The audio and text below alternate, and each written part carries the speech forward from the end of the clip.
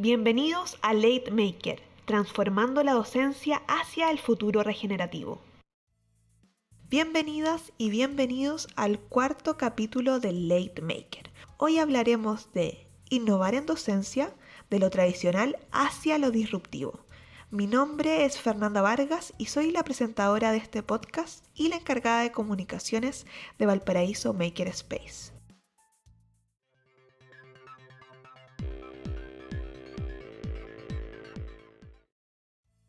Antes de hablar de la innovación en docencia, partamos por definir qué es la innovación. Es un concepto muy ligado al ámbito empresarial.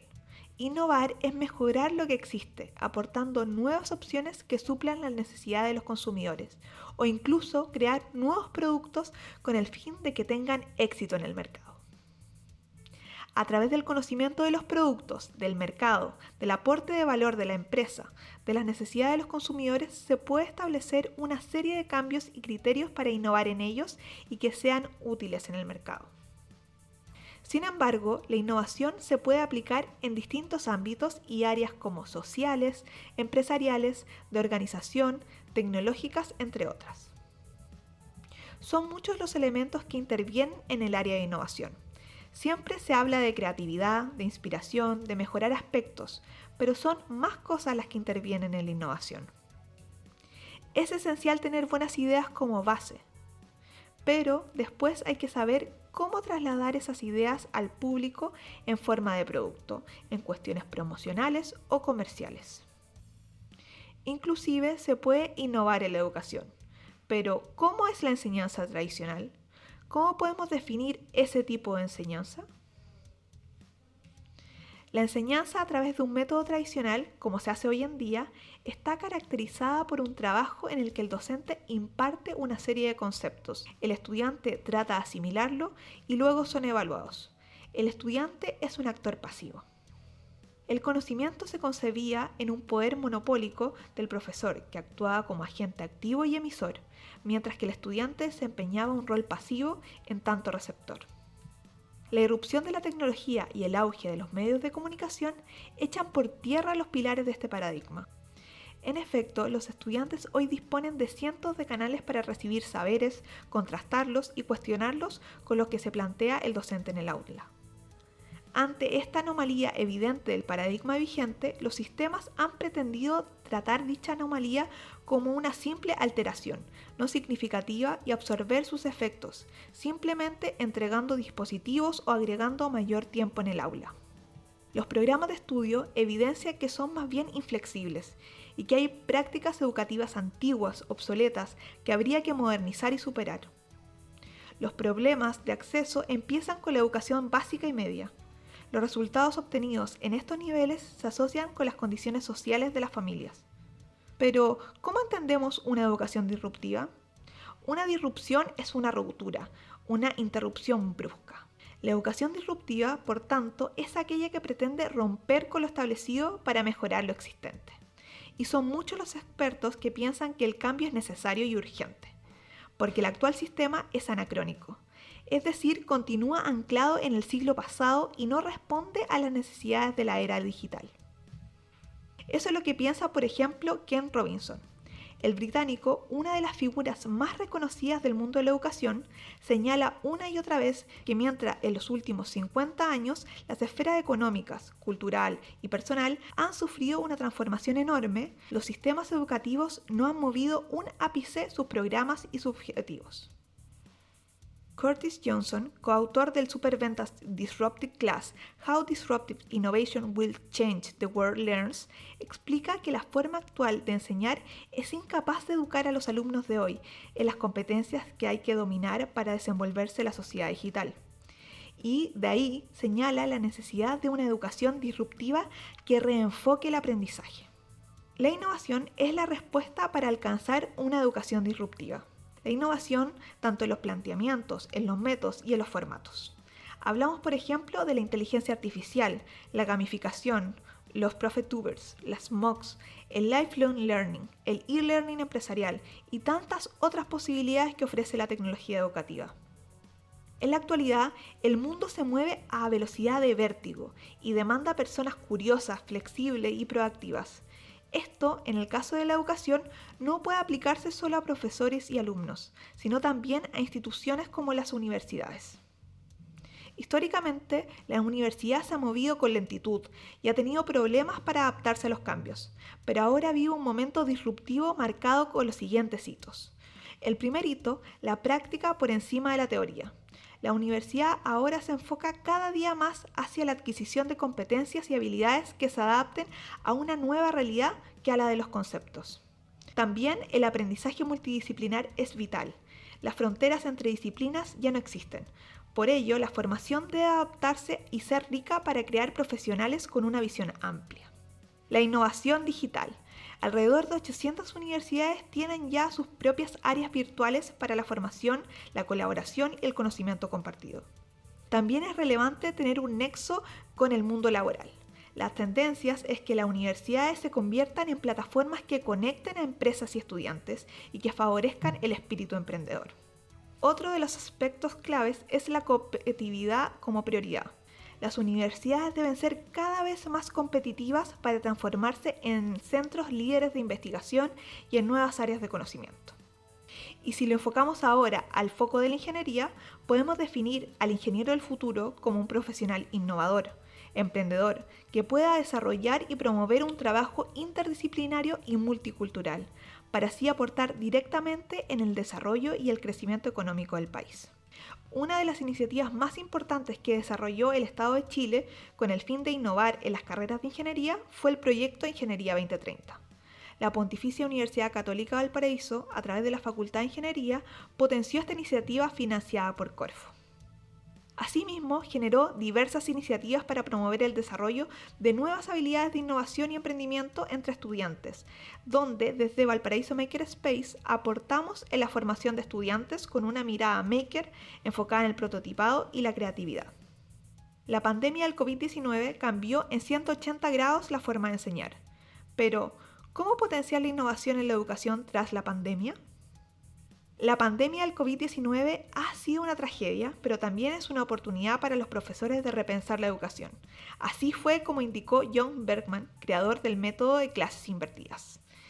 No volvamos a la antigua forma de enseñar.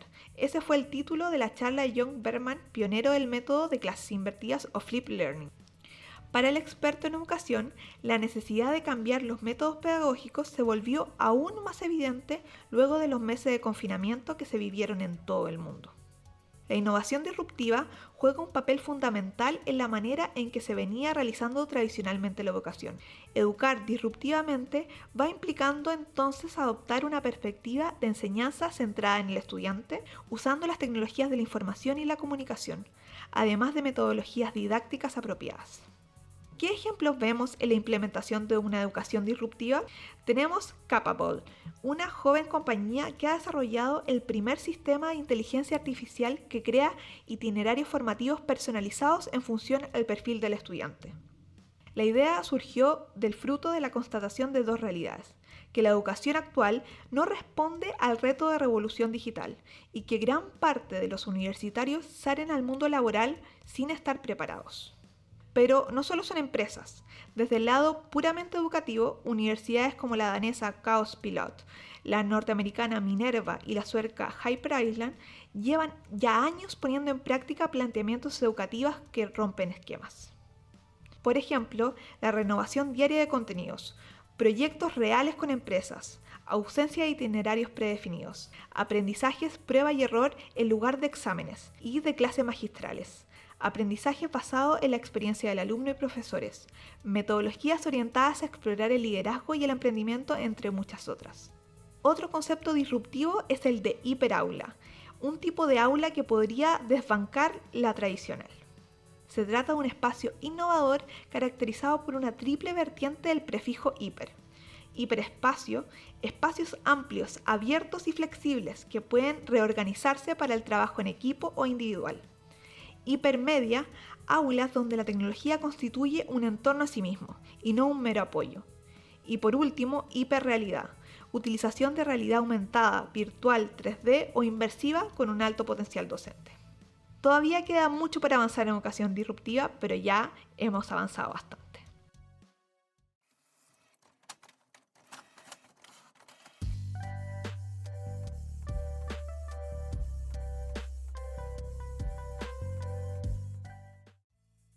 En el momento eureka de hoy, te explicaremos por qué el desorden puede estimular la creatividad. Aunque para muchos el tener un espacio ordenado significa ser más eficiente y concentrarse mejor en las tareas a realizar, existe un estudio de la Universidad de Minnesota en Estados Unidos que indica que trabajar o estudiar en ambientes desordenados estimula el pensamiento creativo y la generación de nuevas ideas. Este estudio puso a prueba a grupos de estudiantes en habitaciones idénticas, una ordenada y la otra desordenada, en donde tuvieron que resolver diversos retos durante 10 minutos. Tras el experimento, se comprobó que los ambientes ordenados permiten reproducir comportamientos bien vistos por la sociedad y que cumplen con lo esperado. Es decir, estos estudiantes optaron por el camino correcto a seguir, aplicando pensamiento lógico y rígido. Lo interesante se descubrió al analizar los resultados de los estudiantes en la sala desordenada, ya que se observó que se estimuló su creatividad, permitiéndoles llegar a resultados innovadores y creativos. Las soluciones se salieron del camino tradicional y de lo lógico, pero fueron igual o aún más efectivas que las de sus compañeros. Según la revista Psychological Science, estos estudios sobre cómo el orden y el desorden externos pueden afectar el comportamiento podrían también extrapolarse a otros escenarios. Por ejemplo, se podría evidenciar que tener desordenado el auto, el dormitorio o incluso el desorden de la ciudad podrían afectar a nuestra creatividad.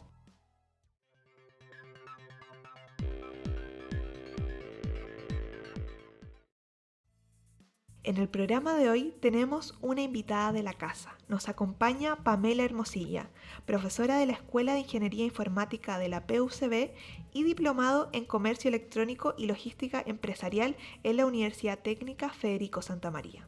Además, ella tiene una faceta como investigadora, en donde su principal enfoque es la educación, especialmente en el área de ingeniería. Esto la ha llevado a concretar diversas publicaciones científicas sobre el tema. Pamela también ha trabajado junto a nosotros por varios años, propulsando la iniciativa de Maker Labs, generando disrupción en la sala de clases de ingenieros con una metodología innovadora. ¿Tienes un proyecto de innovación y quieres transformar tus ideas y tangibilizarlas en prototipos? ¿O quieres aprender sobre metodologías de innovación, tecnología de fabricación digital, programación en Arduino o herramientas de creatividad? Entonces, este espacio es perfecto para ti. Ven a Valparaíso Makerspace. Nosotros y nosotras te asesoramos. Tu proyecto puede tomar forma junto a nuestro equipo. Imaginemos el futuro en conjunto. Escríbenos a valparaisomakerspace@pucb.cl y agenda con nosotros. No olvides seguirnos en nuestras redes sociales, @Valparaíso Makerspace en Instagram, Facebook, Twitter, LinkedIn y TikTok. Si quieres ser parte de la conversación, no dudes en comentar con el hashtag LateMaker en todas las redes sociales. ¡Nos vemos!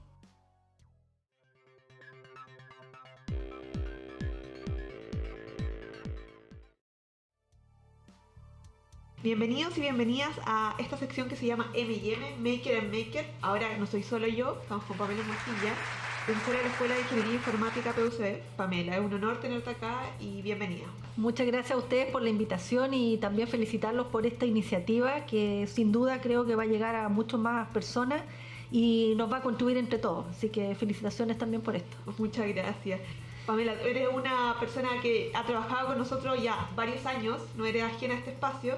Desde un inicio en Makerspace tenemos muchos proyectos e ideas que hemos concretado juntos, específicamente las Maker Labs. ¿Qué nos puedes contar al respecto? ¿Cómo surgieron las Maker Labs? ¿Cuál fue su propósito? ¿Cómo las Maker Labs han ayudado a la formación de makers? Mira, la iniciativa comenzó con algunas intervenciones puntuales en los cursos de primer año. La verdad me siento muy parte del espacio Maker, ¿ya? Y de las Maker Labs también, por supuesto. Y partió como una idea de insertar a los estudiantes de primer año en este concepto del aprender haciendo, ¿ya? Innovamos un poquito en que los alumnos sentían que lo que estaban haciendo era muy teórico, que necesitaban en el fondo experimentar más y qué mejor el espacio del Maker para esto. Así que partió como en iniciativas puntuales, ya a lo largo de los años hemos ido formalizando un poquito más la experiencia, no solo con mis cursos, sino que también con otros cursos de otras carreras de ingeniería. Fuimos replicando, sacando conclusiones en común, experiencias, y bueno, y junto con el equipo del Maker, por supuesto, se complementaron estas visiones para dar origen a esta iniciativa que reúne de manera integral la parte de conocimiento, aplicación práctica, trabajo colaborativo, etcétera. Tiene como una arista bastante interesante y aplicable desde primer año. ¿Y eso de qué año partieron?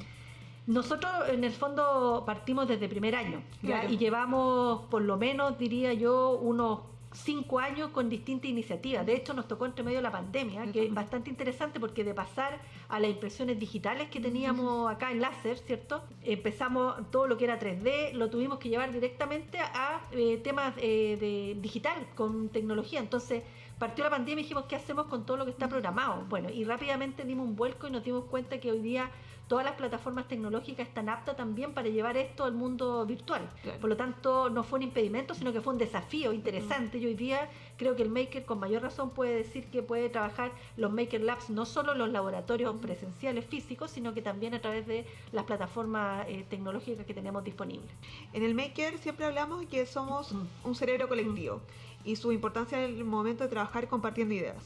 Existen diversos factores que permiten diversificar estas ideas, por ejemplo, el compartir con personas que tengan conocimiento diferente al mío, lo interdisciplinario. ¿Cuál es el valor de crear estos espacios que sean interdisciplinarios? ¿Cómo nos beneficia el compartir saberes? Mira, yo creo que principalmente el mirar un problema con distintas perspectivas genera indudablemente una solución más integral, ¿ya? Un mismo problema lo pueden resolver, en este caso particular a lo mejor de ingeniería, donde me he movido yo particularmente, lo pueden resolver a lo mejor mis alumnos y otros alumnos de otra carrera, pero si los juntamos, la solución se potencia. Y yo creo que ahí es donde va en el fondo este trabajo colaborativo y la relevancia que toma en que los alumnos participen de esta forma. Ellos mismos se dan cuenta de que trabajando con otros pueden potenciarse, y cuando es interdisciplinario más aún. Claro. Hoy día las soluciones no van por una sola área, hoy día las soluciones deben integrarse, por lo tanto es parte de lo que nosotros debiéramos formar en los estudiantes.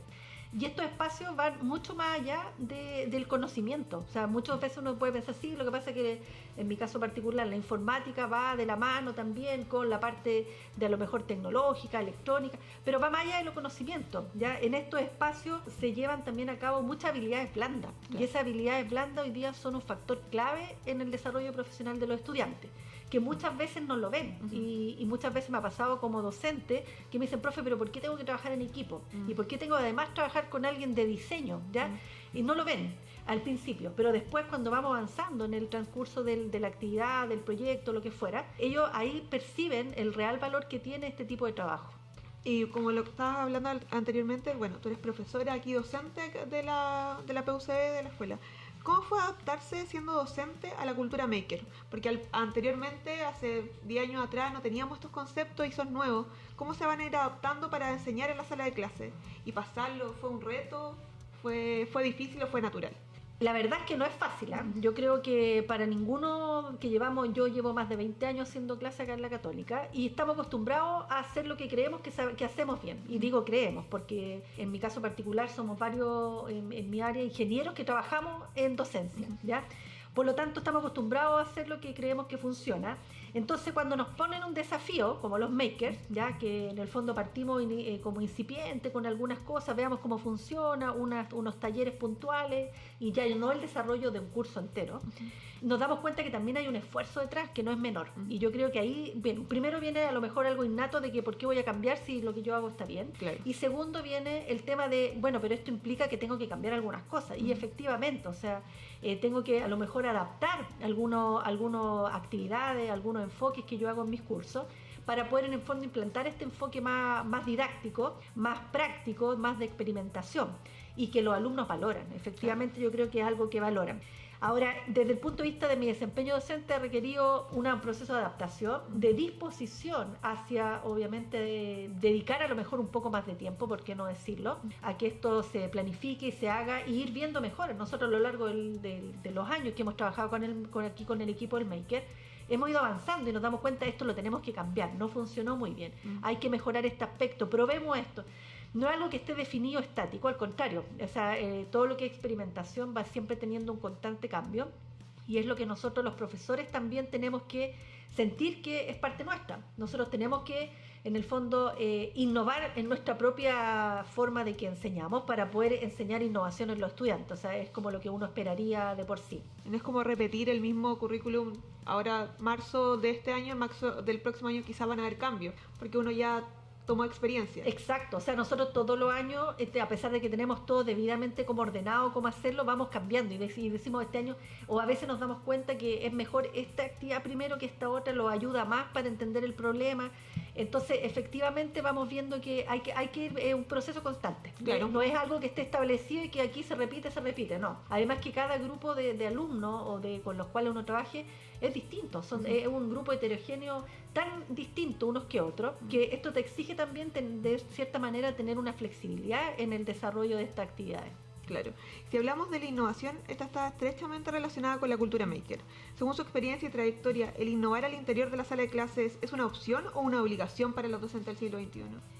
Mira, no lo veo ni lo uno ni lo otro, porque opción es como que si quiero o no, obligación es como algo impuesto y como que creo que ninguna de las dos, yo lo veo más como un compromiso. O sea, un compromiso profesional en el cual en el fondo uno se está desempeñando, en este caso particular, en la docencia universitaria, que es un foco bastante importante, aquí formamos profesionales, por lo tanto lo veo como un compromiso por el papel que desempeñamos como docentes, ¿ya?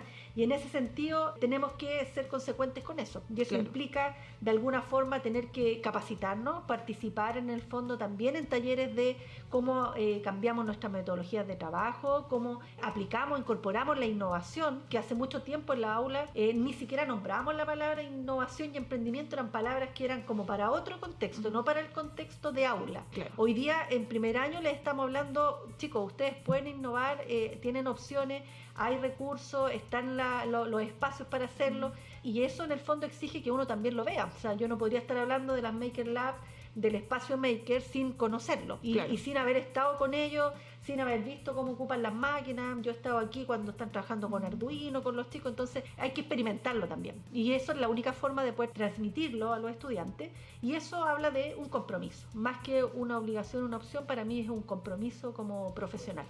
Y viendo ahora como tú tienes relación directamente con la juventud, gente joven viene entrando a la carrera, ¿ves que hay algún desafío al momento de enseñarles? Como que se mantiene ahora esta generación actual es diferente a la generación anterior. ¿Cómo los mantienen motivados a aprender y a seguir participando en clases? Sobre todo que varios de ellos partieron con pandemia, como toda su enseñanza fue dentro de un computador, no tenían como la idea de venir a clase. Sí, exacto. Bueno, la verdad es que así haciendo un paralelo entre los estudiantes de antes y de ahora, y te hablo de antes, 20 años atrás, la verdad es que es un mundo de diferencia, mucho. Si bien cada vez tenemos más tecnología, herramientas a disposición, que podríamos decir esto nos permitiría que los alumnos estén más motivados porque tienen más herramientas, cada vez siento que en el fondo cuesta, entre comillas, más llegar a ellos, de que se sientan partícipes de su formación, ¿ya? Claro. Yo creo que la motivación de los estudiantes debiera ser intrínseca, o sea, llegaron aquí por algo, nadie los trajo, ni los profes menos los tenemos sentados ahí, ellos llegaron al aula porque en el fondo es lo que optaron. Claro. Pero hoy día la motivación intrínseca parece que no está tan fuerte. Ya esto de las tecnologías, yo soy del área obviamente de ahí, pero hay ciertas cosas que en el fondo nos ha dejado estar, como que se nos hace todo a lo mejor más simple, por lo tanto si no voy a clase me consigo, alguien sacó la foto, grabó al profe, pero no es lo mismo que estar ahí. Si el profe está, es por algo, si no en el fondo no. Esto de la tecnología lo habríamos podido implementar mucho antes de hacer todo esto online, y por algo hoy día estamos aquí, ¿verdad? Claro. Los chicos yo creo que necesitan tener su motivación intrínseca, que a veces no la tienen directamente, pero ahí es bien el rol del profe. El profe en el fondo, yo no digo que tenga que ser la persona que los motive y que en el fondo vaya a alegrarles la mañana, porque no es la idea, pero sí hacer buenas intervenciones con ellos, hacerlos ver que ellos tienen opciones de generar buenas ideas, que sus opiniones son válidas, que son un aporte para sus compañeros, para el grupo curso, que en conjunto pueden crear, y eso lo que habla es de mejorar su autoestima. Yo creo que hoy día en el fondo donde podemos apuntar mucho nosotros es a eso, porque los estudiantes las capacidades las tienen, porque por algo llegaron donde están, o claro. sea, se ganaron el asiento ahí en el aula. y lo que tienen que hacer es creer en ellos mismos, ¿ya? Y eso yo creo que es un trabajo que sí podemos hacer los docentes con este tipo de intervenciones o actividades. De repente hay cosas que marcan mucho, ¿ah? Yo recuerdo algunas cosas de mi época de estudiante, frases que alguna vez un profe me dijo, y con eso yo seguí adelante. Me dijo, yo veo que usted va a terminar la carrera, me dijo un profe. Y yo dije, me la puedo. O sea, lo veo difícil ahora, pero me dijo que iba a terminar y él es un profe. Y bueno, hay cositas así y dependen mucho de la persona y en el momento que se diga. Entonces creo que ahí tenemos un rol fundamental. Va mucho más allá de lo técnico, de los conocimientos, sino que son estas intervenciones, como digo, que hacen que los estudiantes definitivamente sientan que ellos pueden. Claro. ¿Y cómo puedes ver el perfil de los estudiantes? Quizá ha cambiado, pero el perfil de los estudiantes que tú ves, ¿cómo son? ¿Les cuesta como apropiarse de los espacios, el trabajo en equipo, o se dan muy bien con ellos? ¿Cómo los ves? Mira, en el caso de los estudiantes nuestros creo que hay cosas que son transversales a los estudiantes de primer año. Hoy día en forma particular estoy viendo con mi hija que también está en primer año de universidad, así que creo que es transversal. Que es el cambio, que en realidad el cambio nosotros hicimos, bueno, nosotros también pasábamos, también fuimos estudiantes, pero hoy día yo creo que es más brusco porque tienen mucho más recursos disponibles, ¿ya? Y esto de decir, bueno, tengo mis propios horarios, si quiero entro o no entro a clase. Para la gente que es nueva y que viene de regiones, viene todo un mundo de un proceso de adaptación. Sí. Entonces, realmente es un cambio fuerte, ¿ya? Y además sumarle a eso la complejidad de los contenidos, la rigurosidad del estudio, que muchos no la traen, hace que el cambio sea más drástico aún, ¿ya?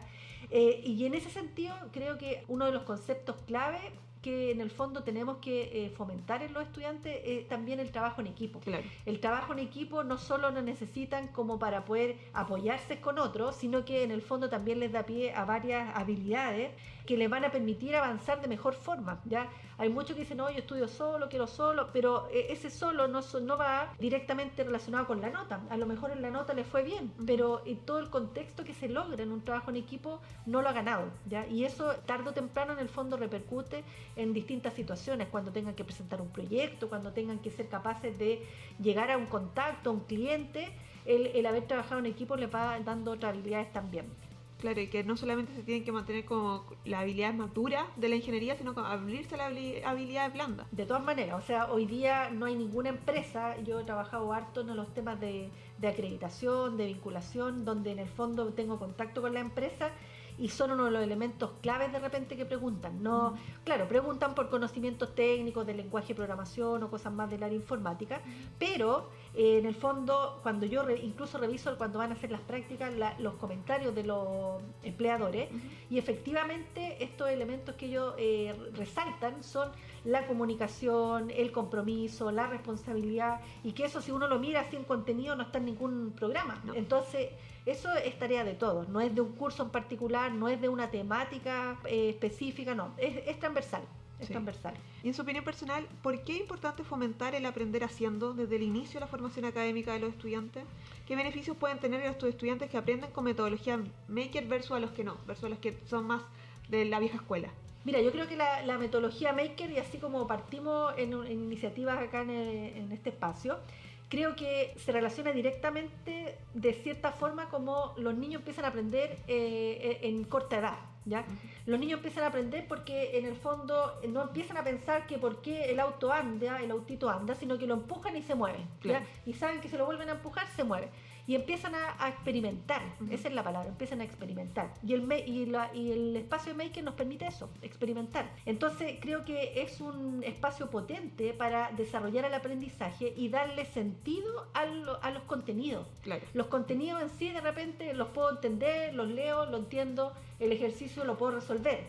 Pero cuando vamos a la práctica, ¿cómo hago esa conexión? ¿Y eso dónde se logra? En un espacio como este. Ahora, esto, como yo lo mencioné anteriormente, lo podemos aplicar desde los primeros años hasta los cursos superiores, ¿ya? Y podemos ir avanzando en gradualidad de exigencias, por ejemplo, en el nivel de detalle de las soluciones, en la expertise de cómo lo presentan, cómo se paran a hacer un pitch de su propuesta, etcétera. O sea, podemos ir avanzando desde el primer año hasta que terminan, ¿ya? Hoy día, en el fondo, los chicos tienen que pensar que todo lo que es, en el fondo, las propuestas de soluciones, el enfrentarse a situaciones, a problemas, es algo que están viendo hoy día en un contexto aula, pero esto lo extrapolamos a la parte empresarial y van a tener problemas, van a tener que conectarse con otros, van a tener que integrarse con otras disciplinas para encontrar una solución, presentar el problema, o sea, van a hacer lo mismo en un contexto distinto, pero eso sí lo podemos en el fondo emular un poco en este espacio de las makers. Y una pregunta un poco más de métrica y como brechas. Sabemos que en informática y en particular en ingeniería hay una brecha de género grande, que se ve sobre todo al principio cuando son muchos. El primer año que son muchos, hay menos mujeres. ¿Has visto algo que tenga que ver con un acortamiento de brecha en los últimos años de esto y por qué existe? Mira, en informática efectivamente, bueno, yo lo veo, yo entro a una sala y lo primero que hago siempre es mirar cuántas mujeres tengo, ¿ya? Y es cierto, ¿eh? Y digo, pucha, tengo una, tengo tres, o sea, nunca tengo muchas. Y bueno, y esta es una preocupación, yo creo que general, ¿ya? ¿En qué pasa? ¿Cómo lo veo yo? En informática yo creo que se tiende mucho a relacionar con tecnología. Y cuando hablamos de tecnología pensamos de hardware.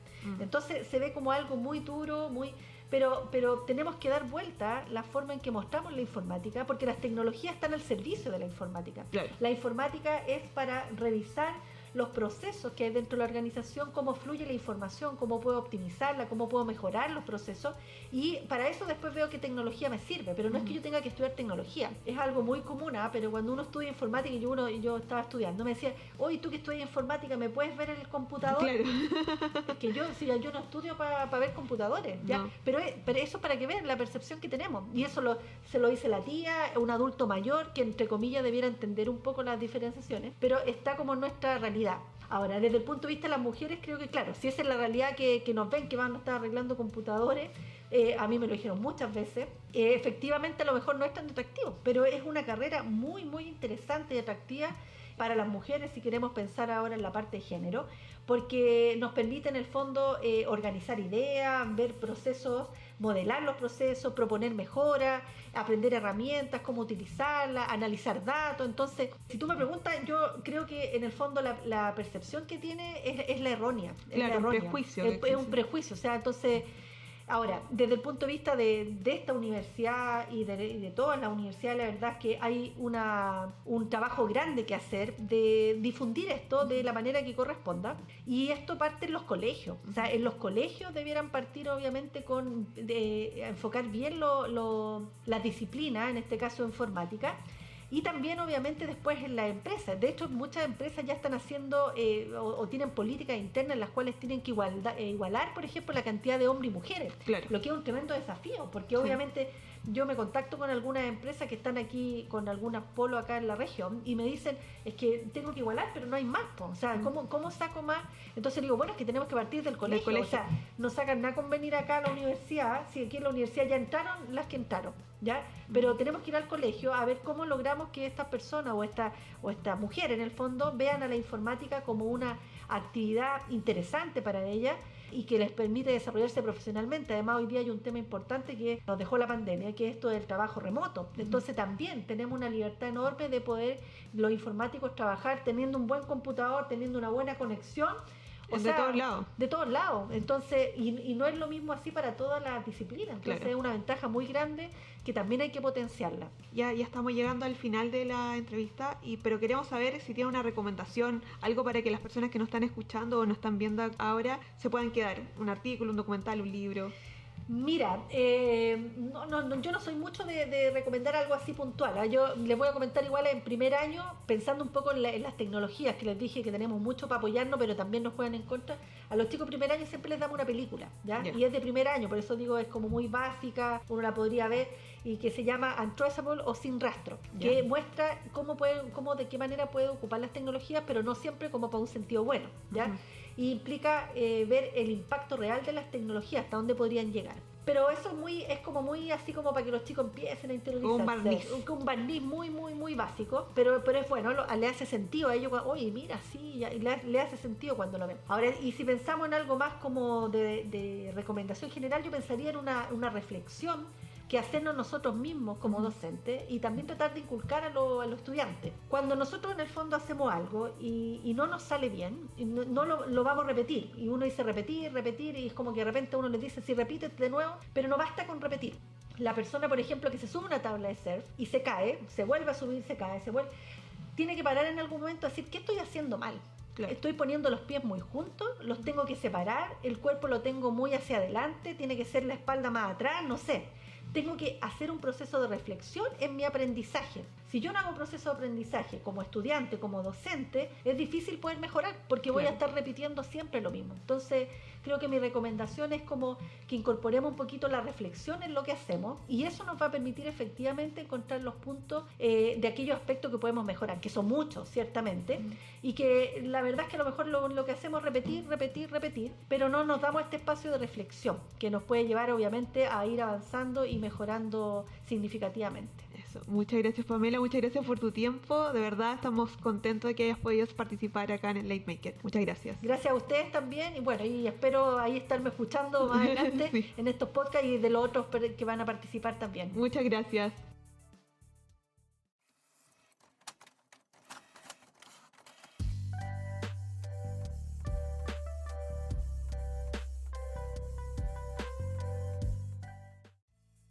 En Boxmaker nos interesa saber sus opiniones y que formen parte de la conversación con el hashtag LateMaker en redes sociales. En esta ocasión queremos saber sus opiniones y les dejamos una pregunta en nuestro Instagram @valparaíso_makerspace. En la foto del capítulo de hoy pueden comentar cómo creen que se puede innovar en el aula. Ahí también en los comentarios y en las historias vamos a estar recibiendo sus opiniones.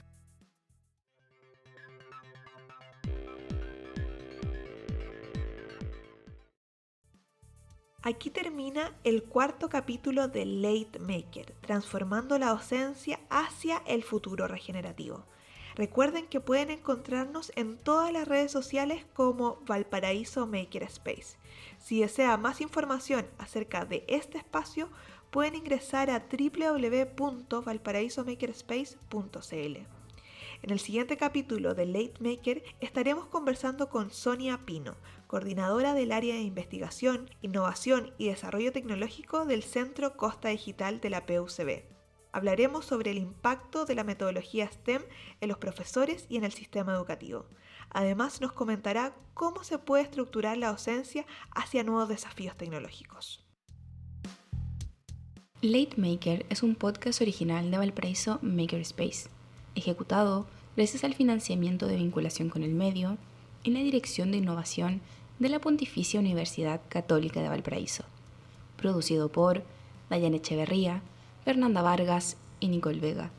Makers invitados: Pedro Jep, Jimena Pascual, Pamela Hermosilla, Sonia Pino, Felipe Muñoz, Brian González y Macarena Rosencrantz. Diseño de sonido y música: Felipe Cabrera. Apoyo técnico: César Cofré.